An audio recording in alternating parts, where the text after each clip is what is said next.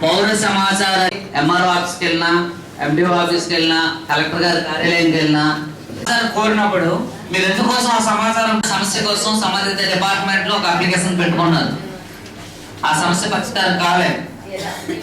ఇప్పుడు ఏం చేస్తారంటే దానికి సంబంధించినటువంటి దరఖాస్తు రసీదు అవన్నీ కూడా ఎవిడెన్స్ పెట్టుకొని ఇందులో రాస్తారు. పలానా తేదీన అంటే ఏ తేదీ అనేది మీరు ఆ సమస్య కోసం దరఖాస్తు చేసుకున్నారో ఆ తేదీని పెట్టుకున్నటువంటి ఫిర్యాదుపై లేదా దరఖాస్తుపై ఇంతవరకు మీరు ఏ చర్యలు తీసుకున్నారు,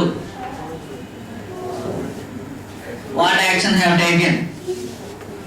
అలాగే డైలీ ప్రోగ్రెస్ రిపోర్ట్ అంటే రోజువారీ ప్రగతి నివేదికలు నాకు ఇవ్వగలరు అని మీరు చెప్పారనుకోండి. సమాచార హక్కు చట్టం కోసం మీరు దరఖాస్తు చేసినప్పుడు దానికి సమాధానం చెప్పాలంటే ఆ పని చేసి ఉండాలి. ఇందులో ఏదో ప్లేస్లో అంటించవచ్చు. ప్రకారం ఇందులో రాసుకుంటారు.